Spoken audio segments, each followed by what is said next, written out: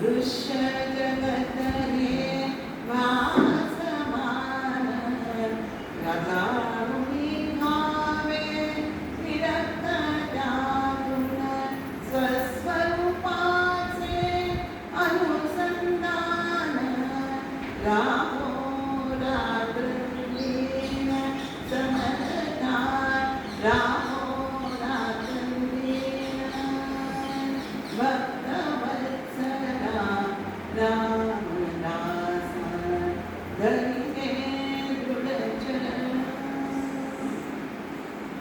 स्वरूपानुभव प्राप्त व्हावा स्वरूपानुभव प्राप्त व्हावा जन्म सार्थकी तो लागावा सायुज्यतेचा लाभ घ्यावा सायुज्यतेचा लाभ घ्यावा तुझ्या कृपे करुणा धरिसी तुझ्या कृपे करुणा भक्तवत्सला रामदास धरिणे दृढचरण कृपावंत तू हो निमतसी द्यावे दर्शन समर्था द्यावे दर्शन समर्था द्यावे दर्शन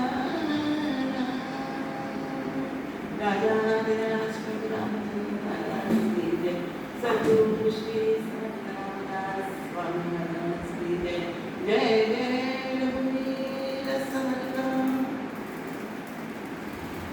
एक एक स्तवनाचा टप्पा पार करत आज आपण परमार्थ स्तवन या पहिल्या समासात दशकातील 9व्या समासापर्यंत आपली गाडी आलेली आहे. परमार्थ म्हणजे काय हा एक सर्वसामान्यांना मूळ विषय वाटतो, पण परमार्थ त्या शब्दाचे जे आपण अर्थ समजून घेतले ना तर तो परमार्थ समर्थाने म्हटलाय तसा खरंच सोपा आहे. तो आपल्याला या शब्दांचे अर्थ बघितल्यावर लक्षात येईल. ज्या परमार्थामुळे समर्थ हे स्वतः धन्य झाले आणि त्यांनी अनेकांना धन्य केले त्या परमार्थाला या समासातून समर्थाने वंदन केलेले आहे. त्यामुळे परमार्थ स्तवन हा आपण आज दशक बघणार आहोत. परमार्थ हा शब्द सकल संतजन हे कशासाठी वापरतात तर ब्रह्मज्ञान आणि ब्रह्मज्ञान साधना या तिन्हीसाठी सकल संतांनी परमार्थ हा शब्द वापरलेला आहे. त्यामुळे जसा त्याचा अन्वय असेल त्याप्रमाणे आधीमागचा ओळीचा संदर्भ असेल त्याप्रमाणे ब्रह्मासाठी आहे, ब्रह्मज्ञानासाठी आहे किंवा ब्रह्मज्ञान साधनेसाठी आहे. तो परमार्थ या शब्दाचा अर्थ पुढे काही मागे गेल्यानंतर आपल्याला तो लक्षात येतो. परमार्थ या शब्दात काय आहे 2 पद आहेत, परम आणि अर्थ अशी 2 पदं आहेत. त्या दोन्ही पदांचे अर्थ आहेत ते भिन्न भिन्न आहेत. ते आपण आधी समजून घेऊया. परमार्थ म्हणजे काय तर परम म्हणजे परमार्थाचा पहिला शब्द आहे परम म्हणजे सर्वश्रेष्ठ. परम म्हणजे सर्वश्रेष्ठ आणि अर्थ म्हणजे ज्ञेय म्हणजे जाणण्याची वस्तू. तर परमार्थ म्हणजे सर्वश्रेष्ठ ज्ञेय वस्तू. अशी वस्तू कोणती आहे तर ज्या एखादा जाणण्यामध्ये सारे काही जाणलं जातं असं ते ब्रह्म जाणणे म्हणजे परमार्थ आहे. ब्रह्म किंवा आत्मा ही सर्वात श्रेष्ठ ज्ञेय वस्तू आहे असा सर्व स्पष्ट अभिप्राय सर्व आत्मज्ञानी आणि सिद्धपुरुषांचा आहे. परमार्थ म्हणजे परम म्हणजे निरतिशय आणि अर्थ म्हणजे भावार्थ. या जगतामध्ये काय होतं की प्रत्येक जगतामध्ये काय आहे प्रत्येक वस्तूला माणसाला प्रत्येक वस्तूचं ज्ञान होत असतं म्हणजे तिचा अर्थ असतो. त्यामुळे म्हणजे काय आपल्याला त्याचा अर्थ कळणं तर त्या प्रत्येक वस्तूचा अर्थ आपल्याला कळत असतो म्हणजे भावार्थ. अर्थ म्हणजे भावार्थ. म्हणजे तिचा अर्थ पडतो. ज्ञानार्थ म्हणजे आपल्याला अर्थ पडतो. सर्व मानवी जीवन हे अर्थरूप असते. अनेक जण या मानवी जीवनाचा त्यातील दृश्य विश्वाचा अर्थ समजण्याची खटपट करत असतात. परंतु खटपट करून त्यांना तो संपूर्ण कळतो असं नाही आहे. त्यांना तो थोडासाच त्या जीवनाचा दृश्य जीवनाचा अर्थ कळतो. तर त्यामुळे तो त्यांना पूर्णपणे कळत नाही. स्वस्वरूपाचा अनुभव घेणाऱ्या ब्रह्मज्ञानी पुरुषाला मात्र मानवी जीवनाचा आणि दृश्य विश्वाचा हा अर्थ हा संपूर्णपणे कळत असतो. म्हणून संतांचे जे ज्ञान आहे त्याला परमार्थ म्हणायचं. संतांना अर्थ समजलेला आहे, उलगडलेला आहे आणि ते आपल्याला बरोबरी सांगण्याचा प्रयत्न करतात. तर त्यामुळे संतांचे जे ज्ञान आहे त्याला परमार्थ म्हणायचं. परम अर्थ ह्याच्यात अजून एक पद कसं म्हणजे परम म्हणजे अनुपम आणि अर्थ परम म्हणजे अनुपम आणि अर्थ म्हणजे ध्येय. परम म्हणजे अनुपम असे ध्येय कोणतं आहे? जीवनातील सर्वश्रेष्ठ ध्येय ते आहे की पारमार्थिक माणसाचे ध्येय काय असते की आपल्याला भगवंताची प्राप्ती झाली. म्हणजे भगवत प्राप्ती हे सामान्य माणसाचे अनुपम ध्येय आहे, पारमार्थिक माणसाचे. तर ते आणि ते ध्येय प्राप्त करण्यासाठी जी साधना जी करायला लागते त्याला परमार्थ म्हणायचं. आणि त्यामुळे परमार्थ म्हणजे परम असे ध्येय म्हणजे जीवनातील सर्वश्रेष्ठ ध्येय अर्थात भगवत प्राप्ती म्हणजे हा परमार्थ आहे. नंतर अजून आपल्याला एक अर्थ असा सांगता येईल की जीवनातील जो जगताचे मूळ कारण परम म्हणजे अखेरचे म्हणजे अद्वितीय असं कारण आणि अर्थ म्हणजे मूळ कारण म्हणजे हेतू. या जगताचा अंतिम हेतू काय आहे की त्याचा शोध घ्यायचा आहे. मूळ कारणाचा शोध घेणं म्हणजे आपण मुळापर्यंत जातो म्हणतो ना की हे दृश्य जगत ते कसं झालेलं आहे. मूळ परमात्म्याचं त्याला अधिष्ठान आहे आणि त्यापासून टप्प्याटप्प्यामध्ये ही दृश्य विश्वाची निर्मिती झालेली आहे. परमात्म्यापासून पहिल्यांदा मूळ माया, प्रथम स्फुरण ते मूळ माया, त्यातून गुणमाया निर्माण होते. गुणमायातून त्रिगुण होतात, संप्रजत्व हे त्रिगुण. त्रिगुणातून त्यातून सुद्धा पंचमहाभूतांची निर्मिती तमोगुणापासून होते आणि मग नंतर या पंचमहाभूतापासून ही दृश्य विश्व हे निर्माण होतं. असं अंतिम टप्प्यात या सगळ्यांचं मूळ कारण जे आहे ते शोधणं म्हणजे परमार्थ असं तिथे आपल्याला सांगितलेलं आहे. त्यामुळे परमार्थाचा मूळ कारणाचा शोध घेणे म्हणजे ईश्वराचा शोध घेणं, त्या परमात्म्याचा शोध घेणं म्हणजे परमार्थ आहे. परम म्हणजे उत्तम, परम म्हणजे उत्तम आणि अर्थ म्हणजे आपल्या सगळ्यांना वाटतं माहिती आहे की पैसा, संपत्ती, द्रव्य. तर परमार्थ म्हणजे उत्तम म्हणजे मुख्य द्रव्य कोणतं आहे तर परमार्थ प्राप्ती हे आपल्याला म्हणजे शाश्वत ब्रह्म शाश्वत संपत्तीची प्राप्ती करून घेणं हे मुख्य परमार्थाचं म्हणजे ते आपला अर्थ म्हणजे ती संपत्ती आपल्याला प्राप्त झाली पाहिजे असं समर्थाने इथे आपल्याला ठासून सांगितलंय. काय सांगितलंय? परमार्थ तो राज्यधारी आणि परमार्थ नाही तो भिकारी असा समजानुभव समर्थाने इथे आपल्याला ठासून सांगितलेला आहे. त्यामुळे ज्याला परमार्थ साधला तोच मला राजा होय आणि जो परमार्थ करीत नाही तो एका परीनेच विकारी समजावा असं समर्थाने आपल्याला याची सांगितलेलं आहे. आणि सांगू का परमार्थ हा आपल्याला साधायलाच लागतो. आटोकाट प्रयत्न त्यासाठी करायला लागतो. प्रपंच आणि परमार्थ तुम्हाला मध्ये परमार्थ कसं एकाच नाण्याच्या दोन बाजू आहेत. ते आपण नाणं उचलले की दोन्ही बाजू आपल्या हातात येतात की नाही. तसं परमार्थ तुम्हाला परमार्थ आणि प्रपंच हे एकच नाण्याचे दोन बाजू आहेत. त्यामुळे तुम्हाला परमार्थही करायला पाहिजे परमार्थ आणि प्रपंचही करायचे. म्हणजे प्रपंच करता करता उरलेला जो वेळ आहे तो आपल्याला परमार्थाकडे द्यायचा म्हणजे परमार्थ साधला जो प्रपंच होतच असतो. त्यामुळे परमार्थ आपल्याला साधायचे. एका गाण्यात माझ्या आलेलं आहे स्वामी समर्थांचं अक्कलकोट स्वामीचं गाणं आहे. श्री स्वामी समर्थ जय जय स्वामी समर्थ, श्री स्वामी समर्थ जय जय स्वामी समर्थ, स्वामी समर्थांचा करुणी जय साधू परमार्थ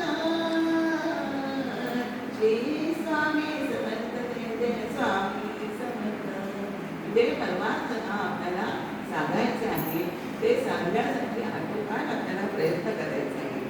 अर्थ म्हणजे प्राप्त करून घेणे आणि मोक्ष हा परमश्रेष्ठ आहे. तो आपल्याला या परमार्थ साधनेने प्राप्त होत असतो. म्हणून परमार्थ म्हणजे मोक्ष असाही एक अर्थ होतो. म्हणजे परमार्थ म्हणजे सर्वश्रेष्ठ लाभ. नरदेहाचे साधक हे स्वस्वरूपाचं ज्ञान करून घेण्यातच आहे. ते ज्ञान प्राप्त करून घेणे म्हणजे परमार्थ होय. असे परमार्थाचे अनेक अर्थ आपण आता बघितले. त्यामुळे परमार्थ हा खरा सोपा आहे आपल्याला लक्षातच असेल. आणि परमार्थ म्हणजे की चमत्कार सिद्धी म्हणजे परमार्थ हा जो भ्रम आहे सामान्यांचा तो हे अर्थ बघितल्यावर नक्कीच दूर होणार आहे. आणि तो दूर व्हावा यासाठीच या एवढ्या परमार्थ शब्दाचे आपण विश्लेषण केलेलं आहे. त्यामुळे परमार्थ हा अतिशय सोपा आहे, परंतु त्याचं वर्म म्हणजे आपल्याला महत्त्व कळत नाही.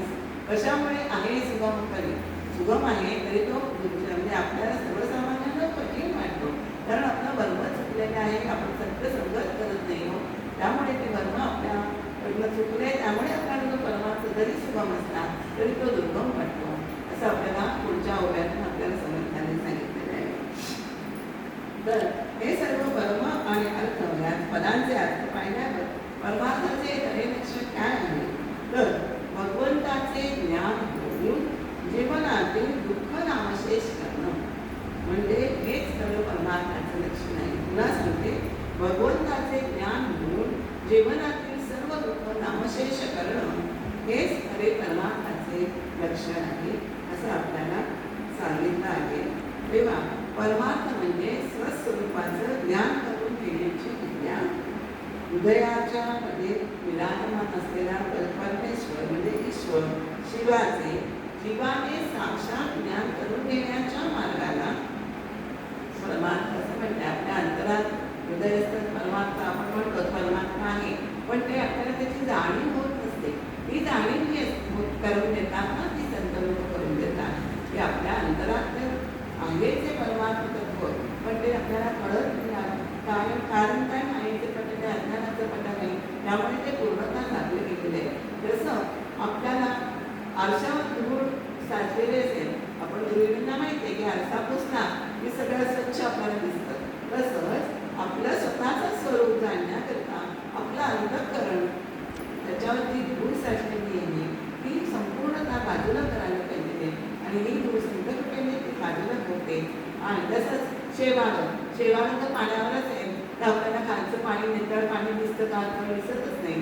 ते शेवाळं तुम्ही जेव्हा बाजूला करा तेव्हा स्वच्छ नितळ पाणी आपल्याला दृष्टीस पडतं. तसंच हा सगळा जो विषय विकारांचा तो आपल्या अंतःकरणावर थर आहे. त्यामुळे हे परमात्म स्वरूप हे लपलं गेलंय, झाकलं गेलंय.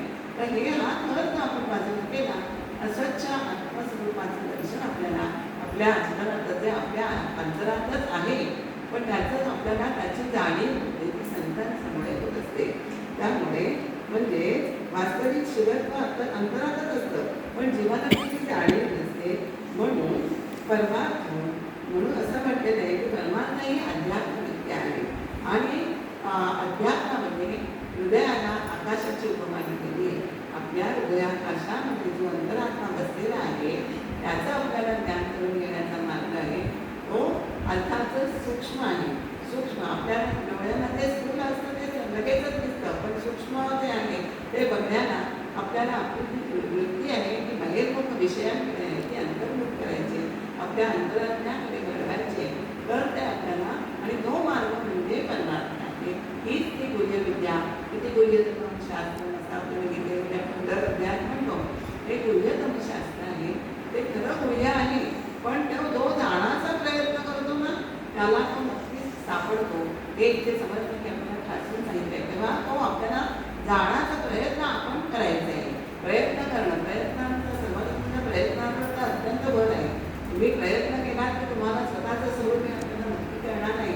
कारण हे सगळं संतांच्या संगतीमुळे आपल्याला सगळं कसं वर्तन करायचं, उपासना कशी करायची हे सगळं जे परमार्थ आपण करतो ते आपल्याला आपोआप कळत जातं. त्यामुळे परमार्थ हा मानवी जीवनातील उत्तमातील उत्तम असा स्वार्थ आहे, साधना आहे. कारण ते साध्य करणं हेच आपल्या नरदेहाचं कर्तव्य आहे. नरदेहाचं तेच आपल्याला नरदेहात येऊन आपल्याला ते साधायचं आहे. उत्तमातील उत्तम फळ आहे असं आपल्याला परमार्थ पत्रक आपल्याला सांगितलेलं आहे. ते समर्थन या ओळीच्या आत्मकरणे आपण बघितलं तर आकाश समूह परमार्थ जो साधकांचा निजस्वार्थ नातरी समर्थामध्ये समर्थ योग हा परमार्थ हा उत्तमातील उत्तम फळ आहे. तसंच उत्तमातील उत्तम म्हणजे सर्व योगात श्रेष्ठ असा परमार्थ योग आहे. त्यामुळे अध्यात्मविद्या मानवी जीवनाचं ध्येय असलं पाहिजे ते असावं. तर त्या मानवी जीवनाला अर्थ आहे का? त्याचा येतोय जातोय जन्मतोय करतोय येते असं ते असं ते त्याचं 6 पायऱ्या आहेत त्या जन्माला येतं नंतर वाढ होते असं करत करत चिंतित मृत्यू बंधाला जातो. मृत्यूच्या मार्गाने पण जातो. पण त्याला काय साधलं हे शेवटी आपल्याला साधायचं आहे परमार्थ. त्यामुळे आपण संतांच्या संगतीमध्ये राहायचे आणि तोच परमार्थ आपल्याला कसा साधायचा त्याची युक्ती ते आपल्याला शिकवत असतात. म्हणून संत संगतीचा महिमा अपार आहे. या ओव्यांच्या दृष्टीने आपण अनुरोधात बघितलं आहे परम सुखम परी जनासी दादा नम का जयाचे चुकले वर्ण सत्समानाकडे. परमार्थ हा खरं पाहिजे तर अत्यंत सोपा आहे. तो प्राप्त करून घेण्याचे वर्ग म्हणजे महत्त्व आपल्याला कळलं नसल्यामुळे ते इतर जणांना सामान्य जणांना तो दुर्गम वाटतो, कठीण होऊन बसला आहे. तो कर्मच सुद्धा नाही. कोणत्या गोष्टीचं तुम्हाला महत्त्व हे कळलंच पाहिजे. ते महत्त्व म्हणजे वर्म हे तुम्हाला कळलं तर तो परमार्थ सर्वसामान्यांना सुद्धा सुलभ होऊन जाणार आहे. संत समागम केला तर तो सहजच परमार्थ वश होतो. आत्मज्ञान आत्मारामाचा शोध त्याची प्राप्ती करून घेणं हाच परमार्थ आहे असं आपल्याला समर्थन तिथे सांगितलेलं आहे. परमार्थ तात्विक दृष्टीने पाहिलं तर परमार्थ हा ब्रह्मस्वरूपच आहे असं आपल्याला इथे समर्थांनी सांगितलेले आहे. परमार्थ परमतुल्य आहेच आणि हृदयाकाशातील स्वरूपापर्यंत पोचण्याचा तो मार्ग पण आहे. कारण आणि हा मार्ग योगीजनांना माहिती असतो. त्यांनी इथे दिलेले योगी नाना साधन योगीजनांना आकाशमार्गे वृत्तपंथ जाणती योगी हे समर्थ इतरांचा यार्थ सहसा नाही. हा मार्ग गुह्य असल्यामुळे इतरांना तो सहसा कळत नाही. म्हणून महर्षी म्हटलं तसं जाणून घेण्याची त्याची इच्छा असते, खटपट करतो, त्याला तो प्रयत्न करतो, त्याला तो नक्की प्राप्त होत असतो असं आपल्याला इथे सांगितलेलं आहे. त्यामुळे स्वस्वरूपापर्यंत पोहोचण्याचा परमार्थ हा मार्ग पण आहे असे समर्थांनी ते स्पष्टपणे सांगितलेले आहे. परमपुण्य म्हणजे अत्यंत गोपनीय मार्ग आहे. हा मार्ग आपली प्रकाश म्हटलं तसं वृत्तीची बरीच होते विषयांकडे धावते ती अंतर्मुख केली तर ती एका केल्याशिवाय हा मार्ग आपल्याला दिसत नाही. म्हणजे एका दृष्टीने पाहिलं तर ही साधकाची अंतरयात्राच आहे असं म्हणता येईल. अध्यात्मात हृदयाला आकाश म्हटलेले आहे आणि या आकाशामध्ये जी हा स्वैरपणे संचार करू शकतो. त्यामुळे हीच खरी साधकाची साधना आहे असं आपल्याला ते म्हटलेलं आहे. त्यामुळे परमार्थाला गुह्य असला जो तो शिकतो त्यांना मिळतो हे निर्विवाद सत्य आहे. जो तो अतिशय गूढ आहे ना म्हणूनच त्याला परमार्थ म्हटलेले आहे. गूढ आहे म्हणूनच परमार्थ म्हटलेले आहे. बाकीचा उडा आहे तो प्रपंच आपल्याला दिसतो.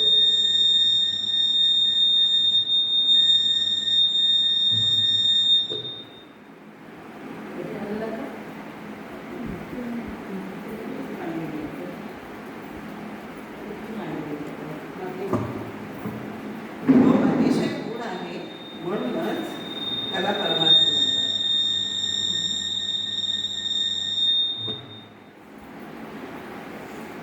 आता हा देह आहे. आता हे कुणाला नाही काय तर पुन्हा समर्थांनी ते वर्णन केले की हे परब्रह्म कसं आहे हे इथे आपल्याला समर्थांनी सांगितलेलं आहे की जे साराचे म्हणजे सार आहे, अखंड अक्षय आहे, अपार आहे, त्याला जोड देऊ शकत नाही, त्याला राजाचं वय नाही, लष्कराचं वय नाही, किंवा अग्नीचं भय नाही, शापदाचं भय नाही, असं त्या परमात्मा स्वरूपाचे इथे वर्णन 3-4 वेळा समर्थांनी केलेले आहे. ते परब्रह्म हलत नाही, जळत नाही, ढळत नाही, असे जे आपलं जुनं मनाच्या शोभात आहे मला जुने म्हणजे मीपणे आकलेला आपला जो अहंकार आहे त्यामुळे आपल्याजवळ असलेली आपली निजटलेली आत्मधन ते आपल्याला दिसतच नाही, प्राप्त होत नाही. तुम्ही जर अहंकार विसर्जित केला समर्थ म्हणतात तसं रामरायाच्या चरणी अहंकार तुम्ही विसर्जित केला की तुम्ही समर्पणच होतो ना, समर्पण भक्ती होते आणि त्यामुळे तुम्ही अहंकार विसर्जित केला की तुम्हाला आपलं ते पुनर्जन्म आहे जे जन्मजन्मींचं आपल्या जवळच आहे पण ते आपल्याला समजत नाही. ते आपल्याला आत्मधन आपल्याला प्राप्त होतं. कशामुळे तर आपलं अहंकार विसर्जित करणं आणि यासाठी संघसंगतीचे महत्त्व सांगितले. ऐसेही विधिने कदापि मंगळे अथवा नवीन अधिक कोणी म्हणतात अथवा ते म्हणजे अदृश्य होत नाही, बसत नाही, भिजत नाही, असं सगळं त्याचं समर्थांनी वर्णन केलेलं आहे. तर आता मुख्य असं लक्षात ठेवायचं आहे हा देह ज्याच्या अधिष्ठानावर चालतं ते मूळ अधिष्ठान भाव असतो. हा देह आपल्याला माहिती आहे देह क्षेत्र आणि क्षेत्र देह हा वरपाठी आहे पण आतला जो चालवणारा कोण आहे तो आत्मा आहे. आत्म्याचं ज्ञान आपल्याकडे आत्म्याच्या ज्ञानामुळे आत्म्यामुळेच हा सगळं देह ते सगळ्या हालचाली होतात. आत्म्यामुळे आपल्याला खाणं पिणं बोलणं या सगळ्या क्रिया आत्मा आपल्याकडे करून घेत असतो. हा देह त्याच्या अधिष्ठानावर चालतो ते मूळ अधिष्ठान गवसणे म्हणजे परब्रह्म गवसणे. यापेक्षा ते अधिष्ठान अनुभवणे त्याचा परज्ञानचा आपल्याला गवसणं शोधणं वेगळं आणि अनुभव नाही. आपण त्याला अनुभव घ्यायचे की खरोखरच आत्मा हा आपल्या सगळ्या अंतर्क्रियांच्या करून येत असतो. किंवा हे दृश्य जगत आहे त्या अधिष्ठानावर म्हणजे ब्रह्मांड नुसतं पिंडापुरतं हे मर्यादित नाही आहे. हे अधिष्ठान पिंडापुरते किंवा देहापुरते मर्यादित नसून ते ब्रह्मांडाचे अधिष्ठान आहे आणि ते आणि अशी त्याच ह्याच्यावर अधिष्ठानावरच जगाची उत्पत्ती स्थिती आणि लय या तिन्ही क्रिया होत असतात. आपल्याला त्या जाणवत नाही, त्याची आपली जाणून घेण्याची आपली कपॅसिटी नसते त्यामुळे ते आपल्याला जाणवत नाही. पण उत्पत्ती स्थिती आणि लय हे तर प्रत्येकाच्या आपल्या जीवनामध्ये आपण अनुभवतो. उत्पत्ती स्थिती आणि स्थिती म्हणजे राहणं, उत्पत्ती उत्पन्न आणि लय म्हणजे विनाश होणं. असं ते तीन म्हणजे आपल्या जीवनात स्वतःच्या जीवनासाठी उदाहरण लागतं. आपण जन्मतो त्या काही काळात अदृश्य जगात येतो या जगात दृश्य जगात येतो पण पुन्हा अदृश्यात विलीन होतो. हीच उत्पत्ती स्थिती आहे असं सारखं चालू असतं. त्यामुळे असं नाही आहे की उत्पत्ती झाली किंवा काही काळ थांबायचं मग स्थिती येईल आणि मग विनाश होईल असं या स्थिती तिन्ही अवस्था हा चालूच असतात. फक्त आपल्याला ते सामान्य जाणवत नाही. त्यामुळे उत्पत्ती स्थिती आणि लय या अधिष्ठानावरच हे होत असतं. ते जाणून घ्यायचं आहे आणि त्याचा अनुभव घ्यायचा आहे म्हणजे आणि हे जे आधी परब्रह्म आपण ते जळत नाही घडत नाही ते अक्षय आहे अव्यय आहे याची खात्री पडणं म्हणजे खरोखर अक्षय आहे अपार आहे अव्यय आहे याची खात्री पडणं म्हणजे परमार्थ. म्हणजे परमार्थ म्हणजे म्हणून सांगितलं ना की परमार्थाचे आपण त्याचे एवढे अर्थ बघितले ते कळलं तर परमार्थ हा खरंच सोपा आहे. आणि आपल्याला हे खात्री पडायलाच नाही की आपण हे आपलं सगळं करण्याच्या गरजेसाठी आपण म्हणतो तसं ही सगळी खात्री पटली पाहिजे की हे सगळं करताय हे एका परमार्थापर्यंत आहे. हे खात्री पटणं म्हणजे परमार्थ. त्यामुळे त्या तत्वाशी नित्य योग साधना की तेथून आपल्याला हे वेगळंच होता येईल. योग साधना म्हणजे त्याच्याशी आपल्याला जोडून घ्यायचे आणि हे जोडणं कशामध्ये आहे तर भक्तीच्या मार्गाने आपण जोडलं जातो भगवंताशी. नवलेल्या भक्तीचे मग हा विषय मांडणार आहोत की कोणत्या ना कोणत्या भक्तीने आपण त्या परमेश्वराशी जोडलं गेलं की त्याच्यापासून आपण विलग होऊ शकत नाही. जशी नदी एकदा सागरापासून पुन्हा वेगळी काढता येते तद्वतच भक्त हा परमात्मा स्वरूपात विलीन झाला एकरूप झाला की त्याला वेगळेपणाने आपल्याला काढता येत नाही. हे आपल्याला लक्षात घ्यायचे आणि हाच योग आहे की तेथून वेगळेपण आपल्याला करताच येते. परंतु परमात्मा हे संचलेले आहे पण ते मायेमुळे आपल्याला कळते. आता हा परमात्माचा रूपाचा आपल्याला अनुभव आला की काय होतं ते ब्रह्मास्वरूप ब्रह्मानुभवाचे अत्यंत सुंदर वर्णन समर्थाने या 14व्या ओळीत असतात आणि 12व्या ओळीत सांगायचं कळलं अपूर्वता या परमार्थाची वार्ता नाही त्याची आणि प्रति सायुज्याची संधीची लागते. आपण बघितलं अपूर्वता म्हणजे श्रेष्ठता काय आहे या परमार्थाची श्रेष्ठता तर कशी आहे त्याच्यापाशी जन्ममृत्यूचा त्या कालाधीन जन्ममृत्यू या कालाधीन घटना आहेत त्याचा मागूसही ह्याच्या पाशी काही आपल्याला दिसत नाही. यामुळे सायुज्य पदाची वृद्धी जी असते ती आपली आपल्यापाशी असते आणि ती आपल्याला प्राप्त होते कशामुळे? परमार्थामुळे. म्हणून या परमार्थाचे श्रेष्ठत्व काय आहे इथे आपल्याला समर्थांनी हे परमार्थाचे श्रेष्ठत्व असे आपल्याला पटवून दिलेले आहे. आणि ह्या परमार्थत्वाचा अनुभव आपल्याला आल्यानंतर धर्मानुभव याला म्हणतात. धर्मानुभव आल्यानंतर काय होतं आपल्याला की माया विवेकी मावळे. माया म्हणजे हे दृश्य जगत हे सगळे मायेच्या अंतर्भूत आहे. हे माया ही सगळी विरून जाते. माया जाणे विरोध होती. माया विरून गेली तर तुम्हाला स्वस्वरूपाचं दर्शन होणार आहे. तर माया ही विरून भाव विवेक उत्पन्न होतो. माया विरून जाते. सारासार विचार कळा नको असं समजतात की आपल्याला या ओव्यातून आणि सगळीकडे ब्रह्मच भरून राहिलेले आहे ही अवस्था हा साधक अनुभवत असतो. त्याला ब्रह्माशिवाय कुठे काही दिसत असते. दुसरं एक अभंग आहे तिकडे आहे तिकडे होळी असं म्हणजे सगळीकडे अर्थातच शीर्षात सुद्धा म्हणताना अभंग पाणी पाणी सर्व पाणी असं म्हणतात. ही जी अवस्था आहे ती साधकाला एकदा प्राप्त झाली की त्यामुळे काय होतं की हे जे ब्रह्मांड आहे पंचभूतांचं पोटांना वाटायला लागतं की म्हणजे ते सगळं कळत आहे लटकं आहे. माया खोटी आहे विद्या आहे भाषमान आहे नंतर प्रपंच लटका वाटायला लागतो.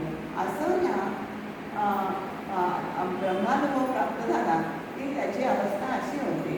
आणि ब्रह्मस्थित जाणतात हे ब्रह्मस्वरूप जर आपल्या अंतरात मानलं तर त्यामध्ये संदेह गेला ब्रह्मांडाकडे. म्हणजे ब्रह्मांडाच्या पलीकडे आपला संदेह म्हणजे विकल्प जो आहे माया जे हे आहे माया ही खोटी आहे ते आपला हा संदेह टिकून झाला आणि त्यामुळे सगळं शुद्ध परब्रह्म सगळं संस्थेलं आहे असं त्याला तो अनुभव येतो.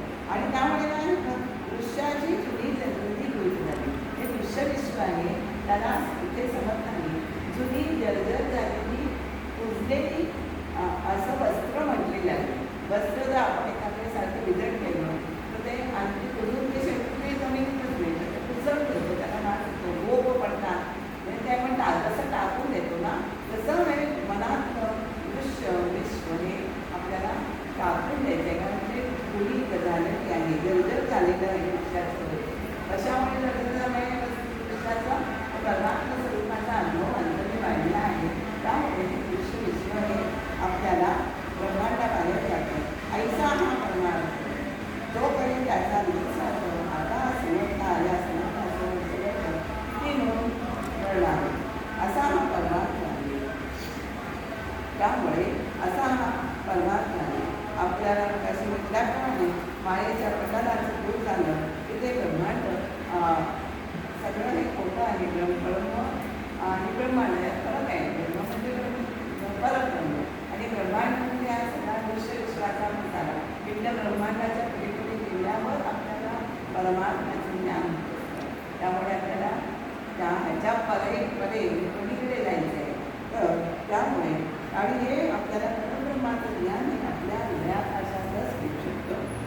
त्यामुळे काय त्यासाठीच आपल्याला आपण भक्ती करतो साधना करतो ही योग साधना आहे. या मार्गानेच परब्रह्माकडे आपली वाटचाल होत असते. मुख्य परमात्मा जसा निर्विकार निर्गुण निराकार निर्विकल्प आहे ना तसा होण्याचा अभ्यास करणे हा परमार्थ आहे. जसं आपल्याला परमात्मा स्वरूप व्हायचं आहे म्हणजे त्या परमात्म्याप्रमाणेच आपल्याला निर्विकार व्हायचे निर्विकल्प व्हायचे आहे आणि तसा आपल्याला अभ्यास करायचे. आणि हा अभ्यास करणं म्हणजे परमार्थ आहे. किती सोप्या पद्धतीने आपल्याला सांगितलेलं आहे. आपल्याला निर्विकल्प व्हायचे म्हणजे विकल्प काही चालायचं नाही. जसं परब्रह्मतत्व हे निर्विकल्प आहे. नंतर निर्विकारी विकार नाहीच आपल्याला राहायचं. प्रयत्न करायचा प्रयत्न करणं प्रयत्नांची परमेश्वर हे आपल्याला माहितीच आहे. प्रयत्न केला तर तुम्ही नक्की या अवस्थेकडे आपण पोचू शकतो हे नक्की आहे. तर आणि हा जो परमार्थ जो करीन ना त्याचं खरं सार्थक होतं जीवनाचं. कारण जो मुळातच श्रेष्ठ आहे समर्थ म्हणतात या समर्थांचे समर्थपण जो परमार्थ मुळातच श्रेष्ठ आहे त्याला पुन्हा पुन्हा समर्थ आहे. म्हणजे समर्थ म्हणण्याची काहीच गरज नाही, कारण तो श्रेष्ठच आहे.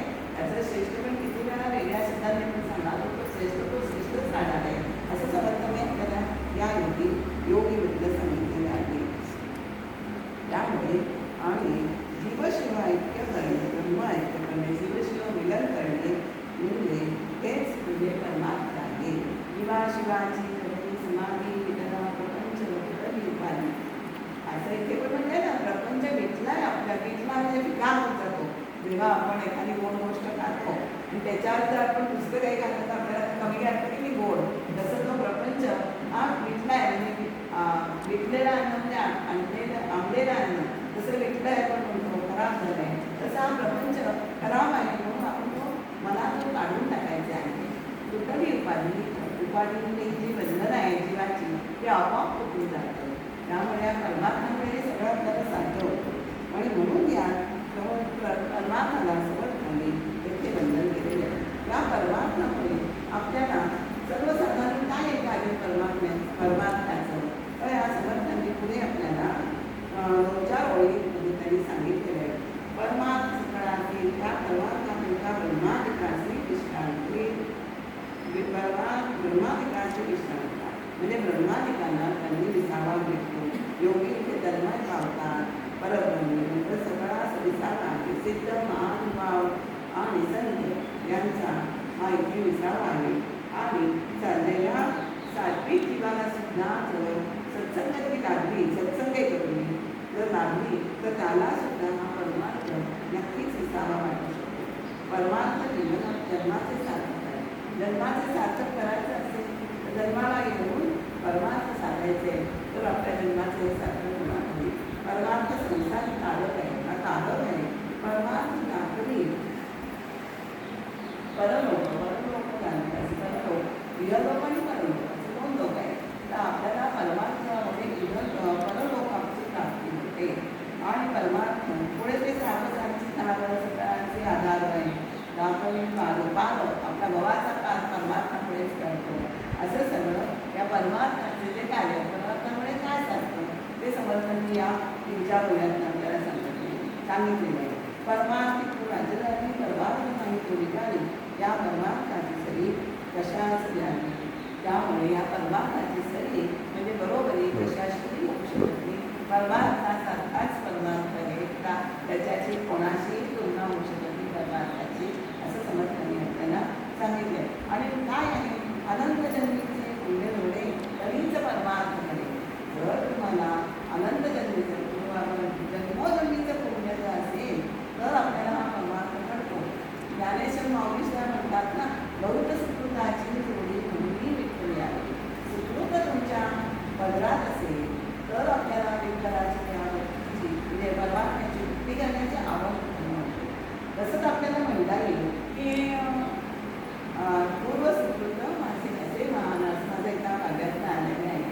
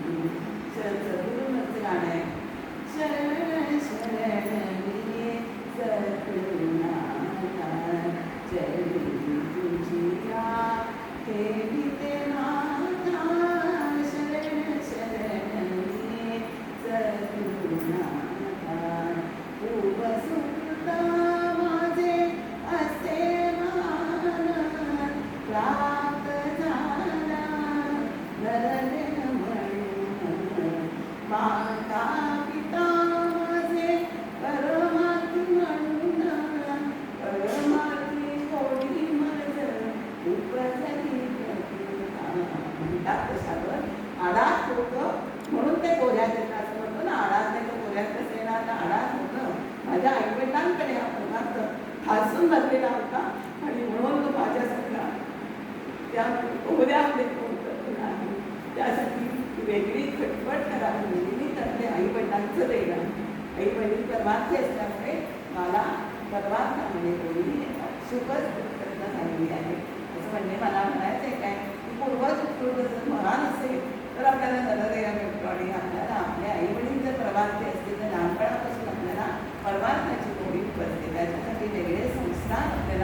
करायला लागत नाही. परमात्मा आई वडिलांकडनं आलेलं आहे, हे त्यांचे माझ्यावर पूर्ण आहे. तर यामुळे त्याला परमार्थाने आपल्या जीवनाचं सार्थक होत असतं. आणि हा परमार्थाची जरी कशाला येत नाही, पण अनंत जन्मीचे पुढे बरीच परमार्थ मिळे आणि आपल्याला हा परमात्मा अनुभवाचा आपल्याला अनुभवाला येतो. जेणे परमात्मा ओळखला त्याने जन्म सार्थक होते. ज्याने परमात्मा ओळखला त्याचा जन्माचे सार्थक झाले होते. आणि पापी जन्मला लक्षात आले. आणि ज्यांनी ओळखला नाही म्हणजे तो परमात्मा विमोह आहे, तो पापी आहे, कुलक्षण आहे.